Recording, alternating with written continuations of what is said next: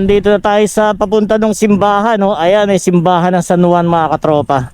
Pakita ko sa inyo yung simbahan ng San Juan dito yan sa may F. Blumentritt. Medyo may kalumaan na yung simbahan dito eh. Ayan, oh. Lapit tayo, ha. Ito yung simbahan ng San Juan, mga katropa. Ayan, oh, kita nyo. Kita nyo yung design, oh. Halata mo na talagang design to nung unang panahon pa talaga. Santuario del Santo Cristo. Luman-luma na. Ito yung bato tawag dito, alam ko adobe. Adobe tawag dyan eh. Tingin ko eh. Pati yung mga pinto niya, ayan oh. Ang laki oh. Ayun yung ano oh. Ayun yung pinakakalembang niya, ayun oh. Kumbaga yung design niya talaga yung mga sinauna. Tapos ayun oh, makikita niyo yung pinto. Makikita niyo yung pinto. Asin yung mga lumang pinto talaga dati. Ayan oh. Ayan oh, kita niyo yung mga ano oh. Adobe talaga yan, no? Adobe. Ngayon lang ako nakalapit dito sa simbahan ng San Juan. Ayan o, Santuario del Santo Cristo. So ganito pala ka ano to, no? Ganito ka antique yung itsura niya talaga. Ayan o. Ayun yung loob o. Park tayo.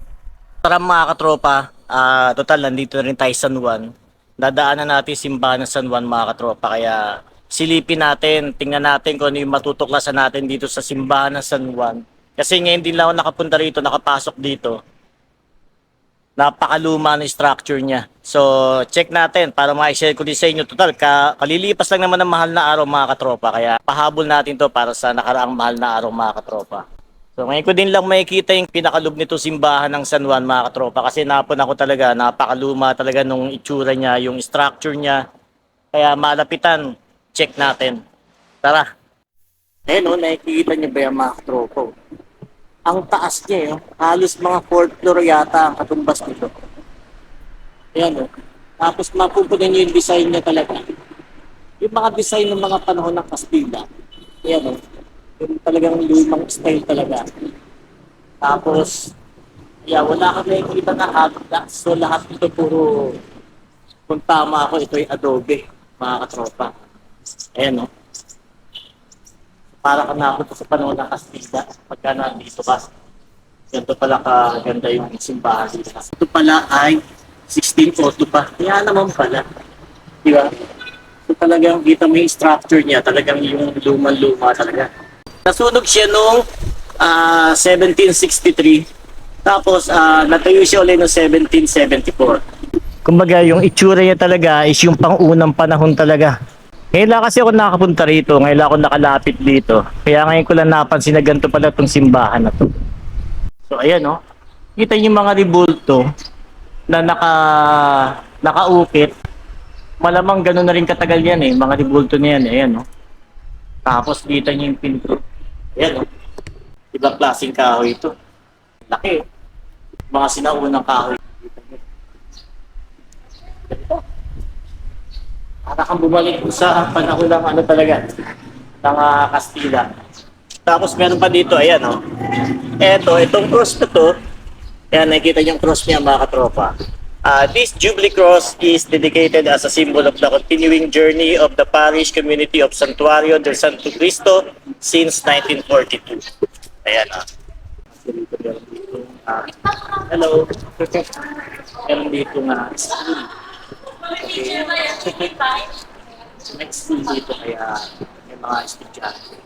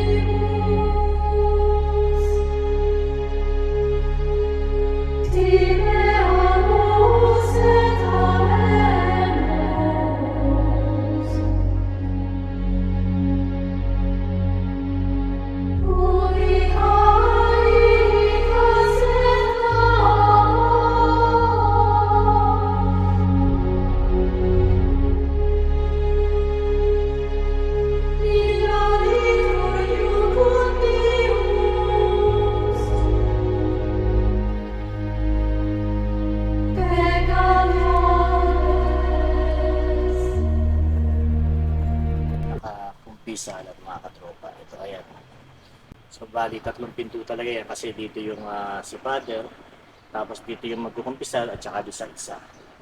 Since 1965 pa yan. Okay, yung mga nakita natin mga estudyante kanina, dyan nag-aaral yun.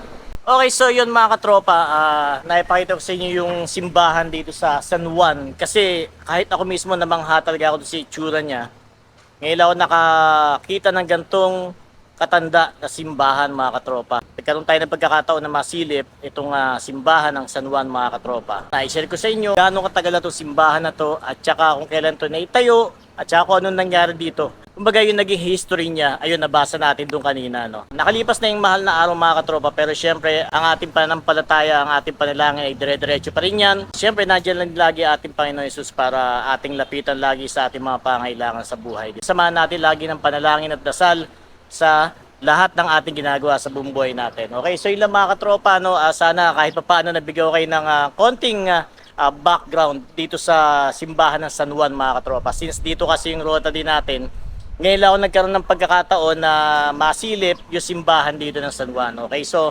napaka-historical pala ng simbahan dito mga katropa. So yun lang and RS sa inyo mga katropa and keep safe.